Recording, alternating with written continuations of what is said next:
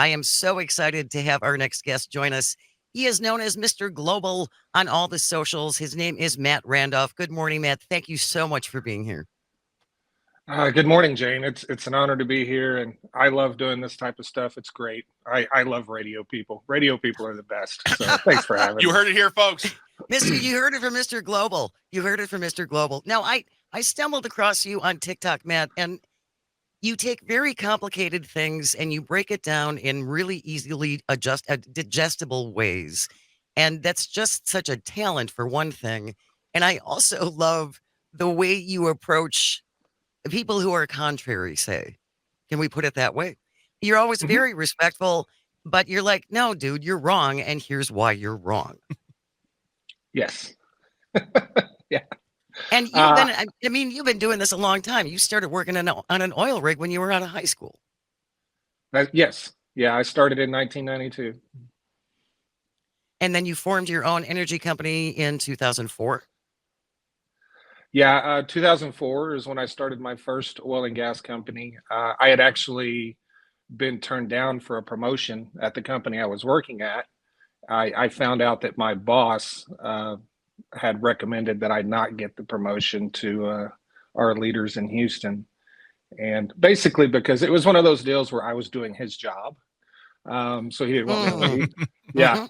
So I got turned down for a promotion. So I went out and talked to some people, got some investors, and I basically started my own company, and I put that company out of business. Well, and what I like about it, this was in your bio that you provided. You started a fully integrated upstream oil and gas company, and we will get around to that because I find that fascinating in and of itself. But I wanted to start with something that everyone complains about all of the time. It's the price of gas and the price of everything. And Donald Trump has said that if he's elected, he's going to drill, baby, drill. But Kamala Harris will stop all drilling after the election. Calvin, let's play that clip for Mr. Global. Clip number one. If they win the day after the victory, they'll stop with all the drilling. But they went back to it because prices were going through the roof. They were going really bad. And that's what caused our inflation, and that's what destroyed the lives of many Americans. Is it opposite day? It must be opposite day. So first of all, let's look at why oil prices were high in 2021 and 2022. Under the Trump administration, OPEC was producing 37.5 million barrels a day.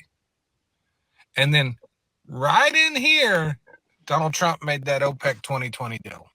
What was OPEC producing in 2021? 31 million barrels a day? 37, 31. You think that might impact oil prices? What about 2022? 34. 37, 34. You think that might impact oil prices? And why were they doing this? Why were they producing so much less? Trump's historic oil deal. When did the deal end? April 2022. This is so important, Matt. It's so important. And there are several factors to this that I did not realize until I started watching your TikToks. There was a global oil crash around 2015, correct? Yes, the largest oil crash in history occurred at the end of the Obama administration. And so to recover from that took several years, right? That is correct. And the reason that oil crash occurred was because in 2015, if you remember, Congress was controlled by the Republicans, and they wanted to lift the 40-year export ban that the United States had. Before then, we didn't export oil. We kept our oil at home. And by keeping our oil at home, our oil traded at a lower price because it was trapped in a captive market, is what you may have heard that term before.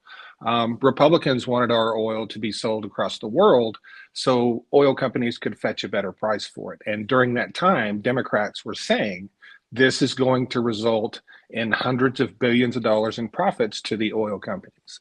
And you all know where we are today with large oil company profits. That they were completely right. That is exactly what happened.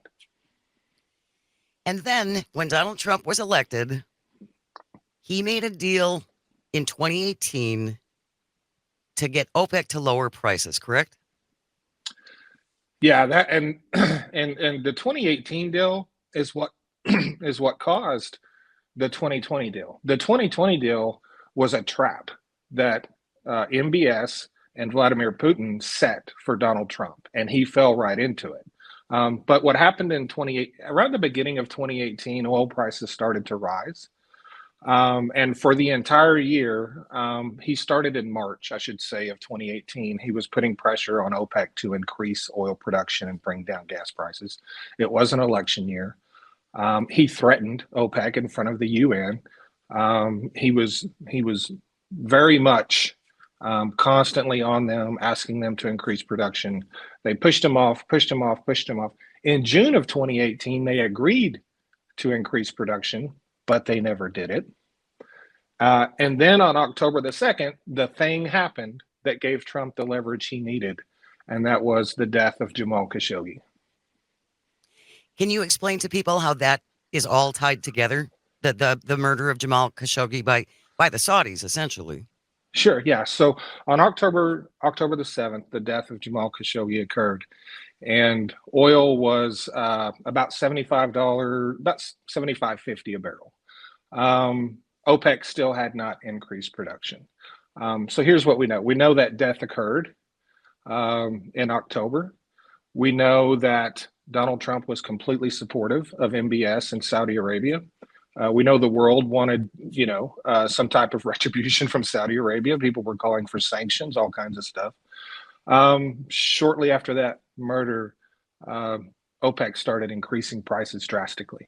By the time we got to election day, oil was $59 a barrel. By the time we got to November the 20th, I believe it was, oil was in the low 50s, and on November the 20th, Donald Trump came out and thanked Saudi Arabia for the increase in production and the much lower oil prices. And the very next day after that, on November the 21st, he came out and completely cleared MBS of the murder of Jamal Khashoggi against the advice of our own. If you're just joining us, Matt Randolph is our guest. He is known as Mr. Global across all social media websites. He has been in the oil and gas industry for more than 30 years, started working on an oil rig when he just got out of high school, and has been involved in the industry ever since then. I would like to play another clip, Matt, that you had talking about how many jobs were lost under Donald Trump related to these deals with OPEC. Calvin, play clip number 2, please. This is the deal where Donald Trump finally got Saudi Arabia to drastically increase production, crashing the global oil and gas market, all to lower gas prices before an election and to forgive Saudi Arabia for the murder of Jamal Khashoggi. Yeah, they made a deal. Trump told MBS, I'll tell the world that I believe you, that you didn't do anything to Khashoggi and you increase oil production.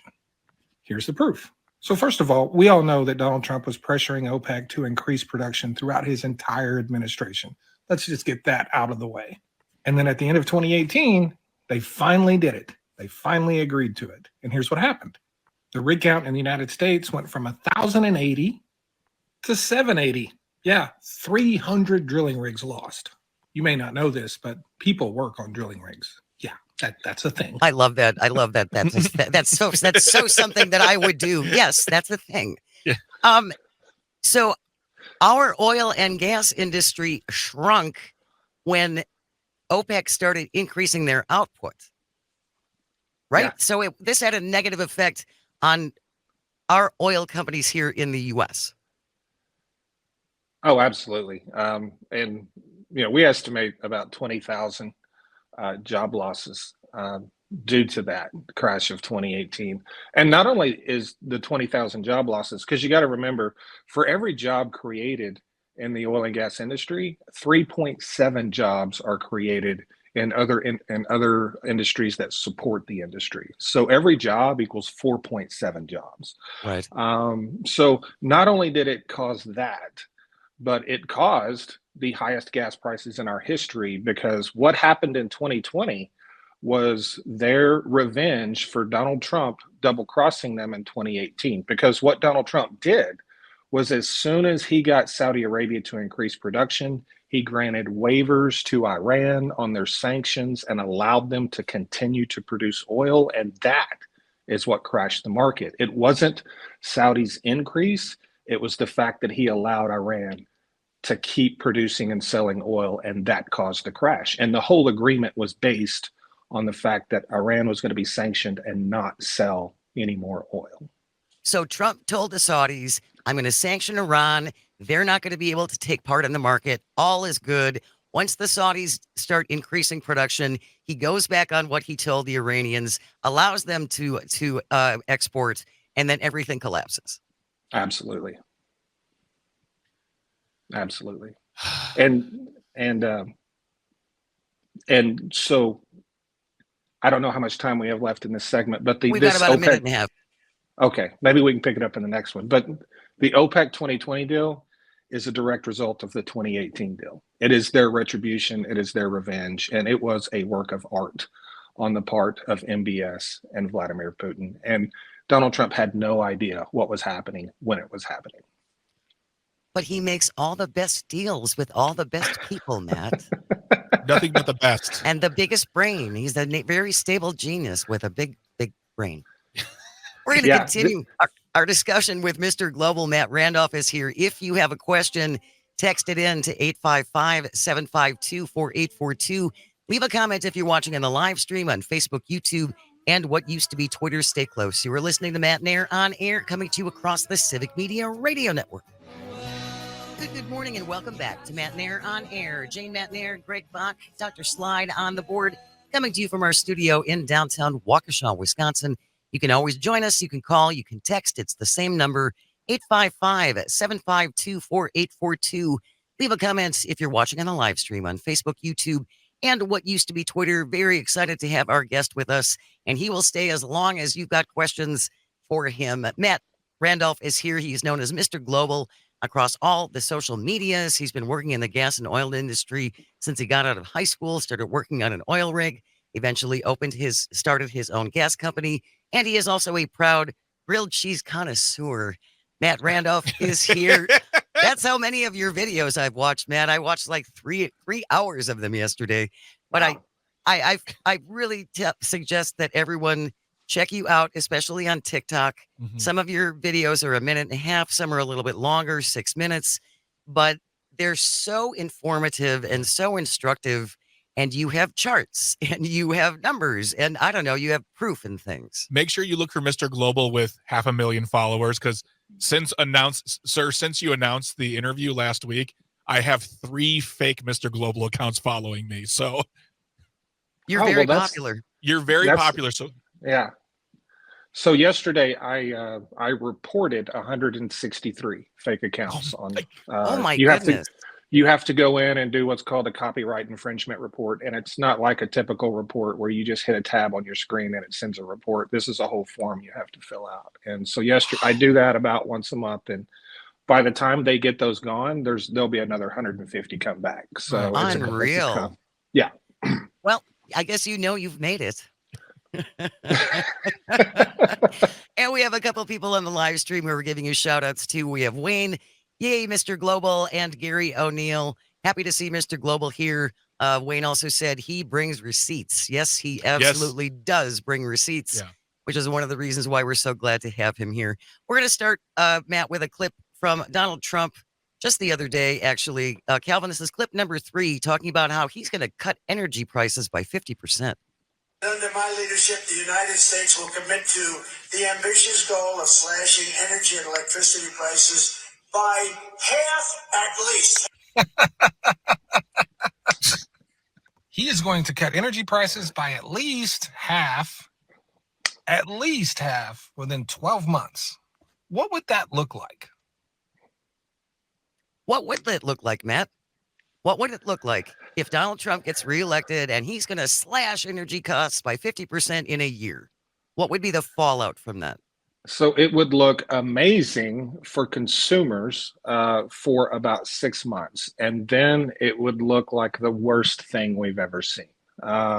So in that video, I noted that oil would have to be about $20 a barrel to get gas prices where he wants it, which would essentially end the oil and gas industry in the United States and leave us completely at, the mercy of Saudi Arabia, Russia, Iran. But another thing to consider is, natural gas prices, natural gas accounts for about 40% of the electricity generated in the United States. They're at 40-year lows. They're at 40-year lows because we are producing more natural gas than we know what to do with. We can't get it out of the country fast enough. And the natural gas market in the United States is just within the United States. The oil market is global, but our natural gas market is captive here in our country. So natural gas might be $15 on the other side of the world, but here it's $2. So those savings in utility bills for people that heat their homes with natural gas, for people whose electricity in their homes is generated by natural gas, the savings of those low prices is not being passed on to the customers. The utility companies are keeping that money, returning it to their shareholders. So lowering that even more isn't going to have any impact on what the consumer pays at home.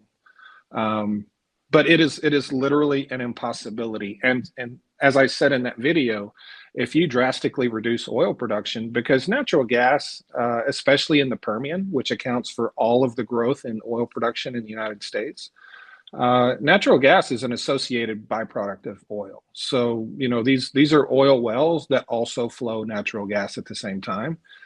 If that production is reduced drastically, then natural gas prices themselves will skyrocket. So his plan is like I said, it's opposite day of simple supply demand equations. It cannot be done. It will not be done without, what we lived through in 2022 was a result of his policies. Gasoline right now should be about 50 cents a gallon cheaper. The reason it's not was because we lost 12 refineries under the Trump administration due to his policies. And so it's a complete impossibility for him to achieve that. And if he was able to do it, it wouldn't be on the backs of Americans to produce that oil. He would simply get other countries to increase their production and crash markets, because that's what he's done in the past. Matt, why is it that it just doesn't seem like there's a large awareness that we lost 12 refineries under the Trump administration? Is this like secret information somewhere or something? No, it's not secret information. And I think what it is, and it's all politics. So, in my world, anything you hear from a politician or someone in mass media about our industry is a narrative, right? So what happened in the United States in the oil and gas industry, we've had decades. Our refining fleet, all of our refineries in this country are the oldest in the world. We run refineries that are over 100 years old. We've made it impossible to build new refineries due to the environmental industry. And what's bad about that is if a company wants to build a new refinery and they can't due to all the lawsuits, that old refinery that's going to continue running will put out 90% more emissions than the new one they would have built. So a lot of this stuff is kind of counterproductive. But what we had a huge oil crash, 2015, 2016, most debt in the industry, $400 billion in bankruptcy debt during that crash. And then they had 1 year where they didn't have a crash. And then they had 2018 where they had a crash. And then they had 2020 where they had a crash. And just back to back crashes decimated our refining capacity. We lost 1 million barrels a day of refining capacity. And gasoline is sold and traded on an open market, just like oil is. Someone doesn't just decide how much gas is. That is traded on a futures market. So what you're paying at that pump is what some traders decided, plus whatever the people who own the gas station decided to mark it up. And a lot of people aren't aware of that either. And with the reduced refining capacity, it means our gasoline and diesel inventories in the United States remain, below 5-year averages, which, as you probably know, keeps those products traded at higher prices. Matt Randolph is Mr. Global on social media. We have news coming up. We are going to keep this conversation going. Tom, I see you on the line. If you can hold on, please. We'll be back in about 3.5 minutes. Stay close. You are listening to Matenaer On Air. This is the Civic Media Radio Network. Coming to you from our studio in downtown Waukesha. You can join us. You can call or text. It is the same number, 855-752-4842. Leave a comment if you're watching on the live stream on Facebook, YouTube, or the platform that Elon continues to actively ruin. Very excited to have our next guest join us. He is known as Mr. Global on the socials. Matt Randolph is here, an oil and gas expert, been doing it for more than 30 years. Thank you so much for being here, Matt. We do have a question from someone on the line. Tom from Jackson, thank you for your patience. What's your question for Mr. Global? Hi. Very interesting guest. I hope Civic Media has you on other programs too. My thought is, at least here in the Midwest, we have a product called ethanol, and from what I can see, it's been not very good for this area. And I'd heard that they actually found out that the testing shows that their emissions are higher when ethanol is used, and all the propane that's used to make it really raises those prices too. So I'm hoping the ethanol can be rolled back. And I was wondering what your thought is, how ethanol came into its position of strength now, to the point where they even want to put 15% in everyone's gas tanks, and if it's a way to have that cut back.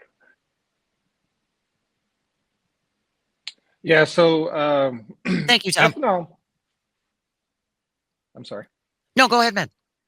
So yeah, ethanol, for people that don't know, is derived from corn, and we can blend it into gasoline. It essentially, the easiest way to explain it is it kind of waters down gasoline. It gives you more product that will still run your car. And it kind of checks all the boxes on a politician's to-do list, right? It is supposed to lower emissions. It is supposed to lower gas prices. It is supposed to help farmers because farmers grow corn and, they get their ethanol subsidies as well. So it's one of those things. And I've seen many studies on ethanol that say it reduces emissions. I've seen many other studies that say it does not.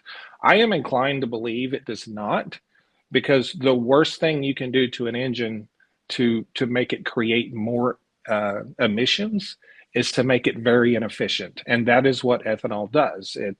It drags down the performance of an engine. So I will leave that, though.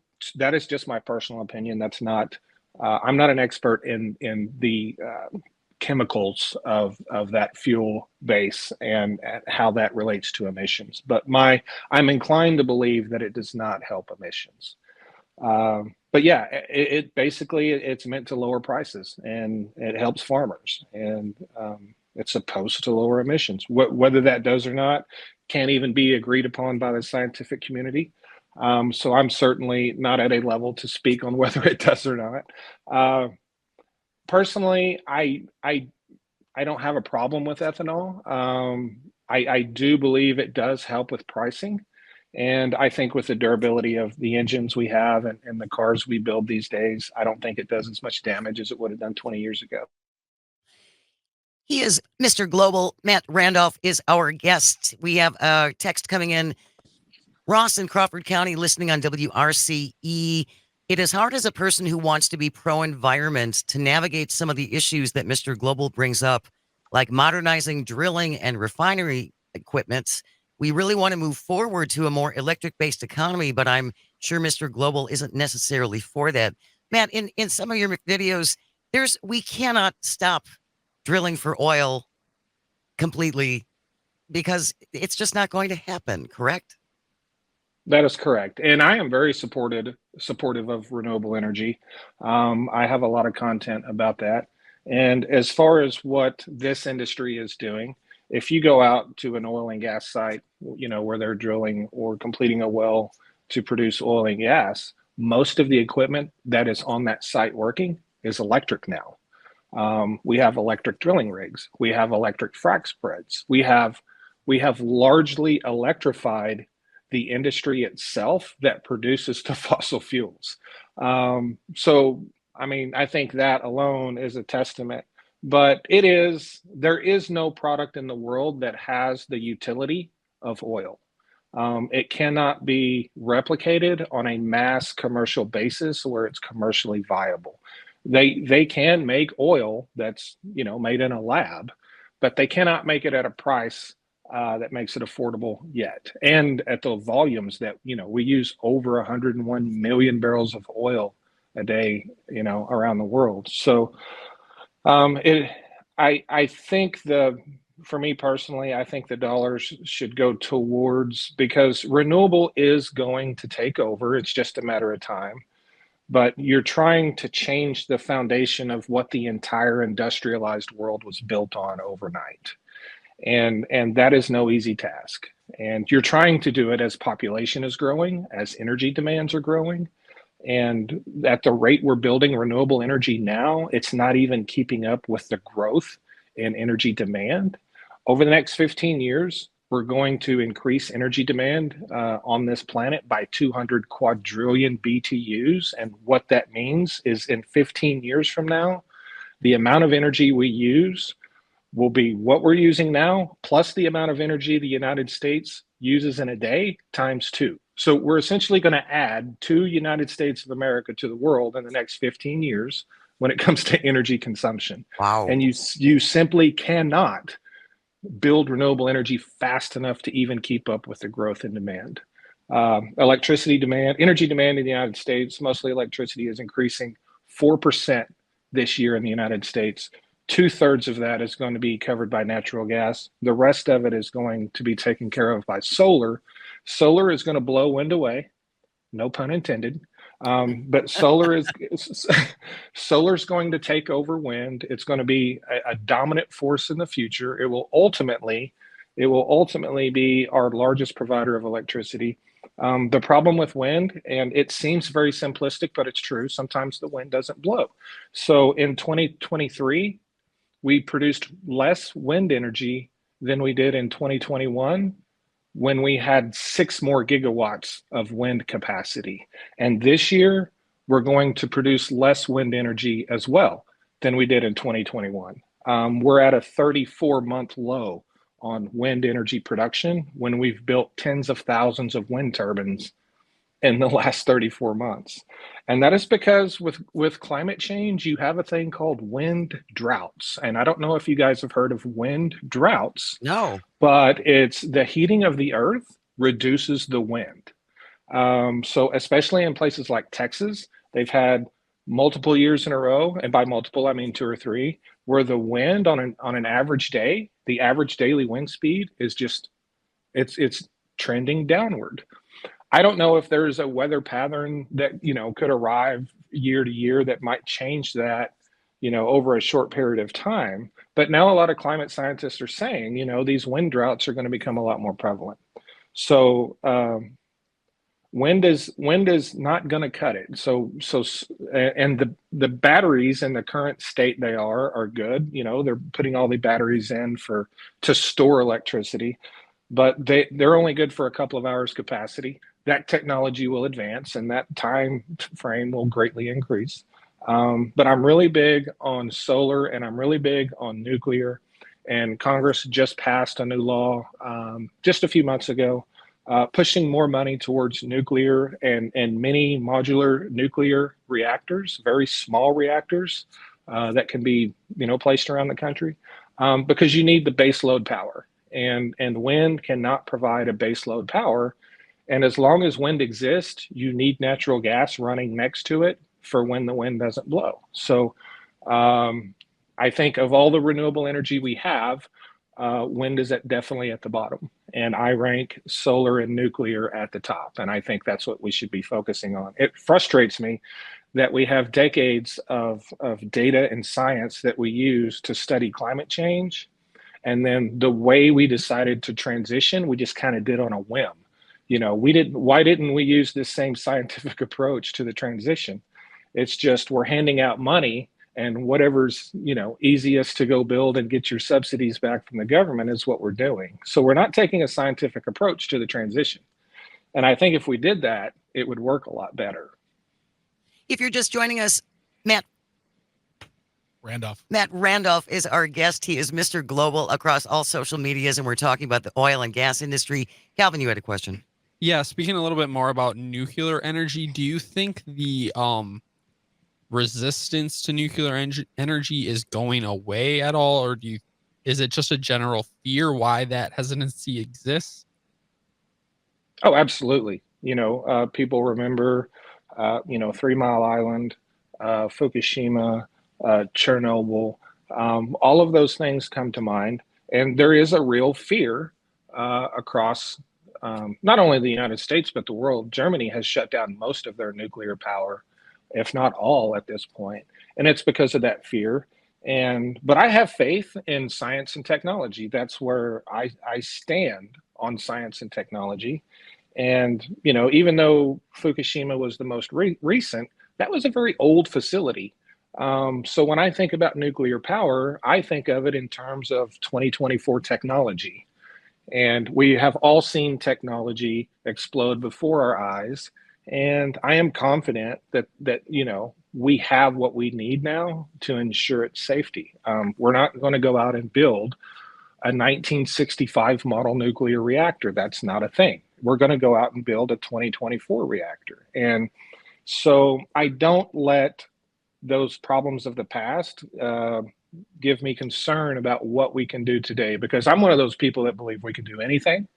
I'm one of those people that believe in that it is hard for us to even know what the world is going to look like in 20 years with the advancement of technology, because we always underestimate it. We are terrible at underestimating the things we're going to be able to do in the future. So I am big on nuclear, and I have connections with some people in that industry that are just going crazy with some of the technologies and stuff they have. I'm not a nuclear energy expert, but I trust it. But the fear is real, and that is what has been holding it back. Greg, you had a question for Mr. Global.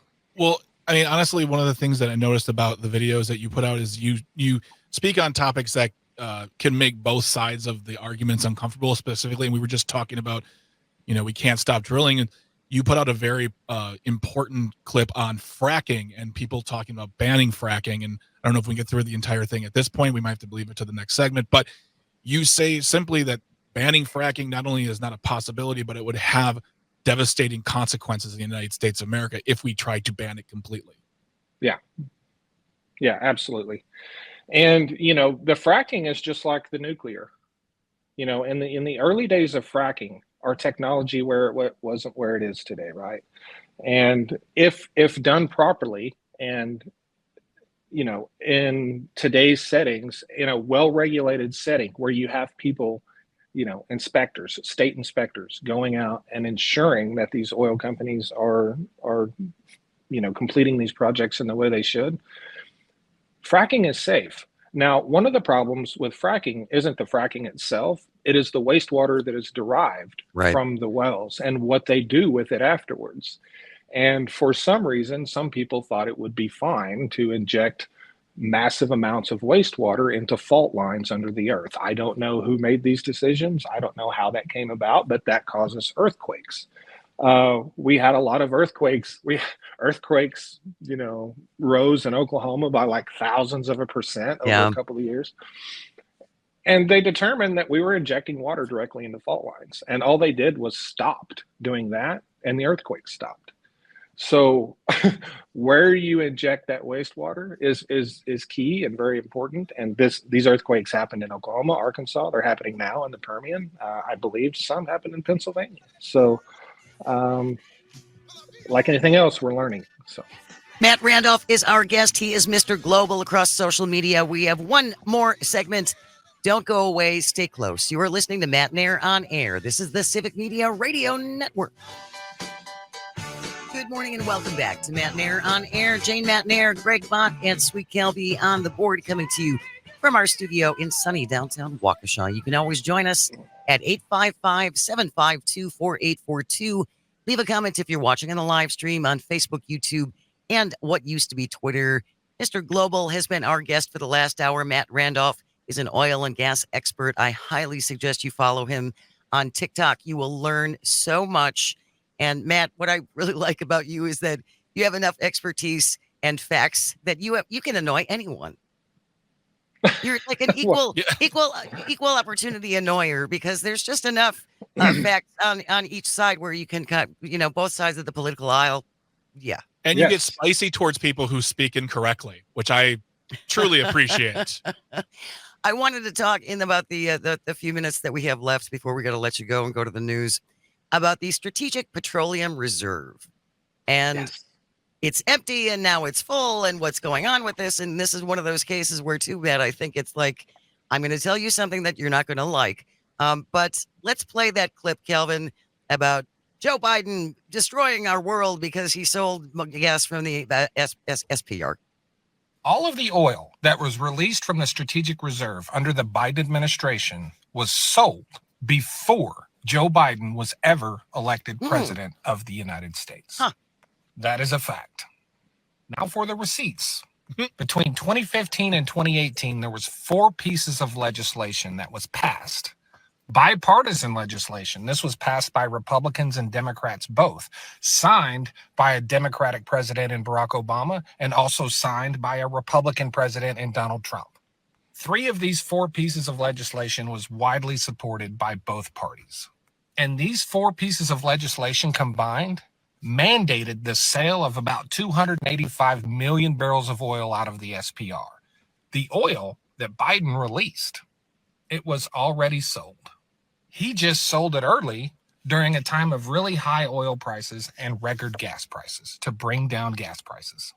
Yeah, it was already sold. It was a done deal. So he was simply following through on agreements that had been passed in a bipartisan manner. Right, Matt? Yeah. The Cures Act, the 2015 budget, the 2018 budget, and the 2017 Trump Tax Cuts and Jobs Act. All of these pieces of legislation amounted to about 285 million barrels of oil to be sold out of the SPR over a period of time between then and 2027. And what Joe Biden did was he simply canceled all those sales and basically sold all of that within a 6-month period during a time of really high oil prices where oil was $120. The average price of oil in the SPR that had been bought and put in the SPR was $24. So, you know, I think Joe Biden did exactly what he was supposed to do. The SPR is not meant for war. It never has been. We've never used it for war. We were just at war for 30 years in the Middle East and never took a drop out of it for any of that. It is used for supply disruption, and the OPEC 2020 deal that Donald Trump brokered was the supply disruption that we needed it for. When Joe Biden went to OPEC and asked them to increase production, he wasn't asking them to increase production. He was asking them to tear up the OPEC 2020 deal that Donald Trump brokered. That's what he asked them. He went over there and said, hey, can we tear up this deal and reset? They said, no, we're going to be richer than we've ever been. Why would we do that? So he came home and said, all right, we'll go ahead and push forward these sales of this oil. And all of these Republicans that are the loudest about the SPR are the ones that sold this oil. Your Ted Cruz's, your Lindsey Graham's, your guys from North and South Carolina, your Thunes, all of these Republican senators that are just bonkers mad about this SPR, they are the ones that have voted and approved for these sales to begin with. So this is all politics. This is why I do what I do, because people in this country, all they get is misinformation about my industry. And so I want to inform them. And I don't care what the politics are. I don't care what letter you have next to your name. That doesn't matter to me. The truth doesn't know politics. The truth just knows the truth, right? And some people get mad. Some people get happy. That's life, right? That is literally life. Can we cut that and just, can I have that playing over my head? Some people get mad. Some people get happy. That's life.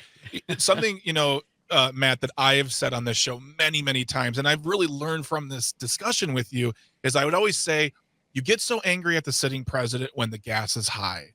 Why don't you send a letter of congratulations when the gas lowers? But really, that's the wrong way of framing the discussion. Is we shouldn't be looking at the day-to-day of the oil and how it affects the gas. We have to look at the deals that are being brokered in Washington and overseas to look at the long-term effects they will have on us. You're talking about brokering a deal in 2018 that screws us in 2020.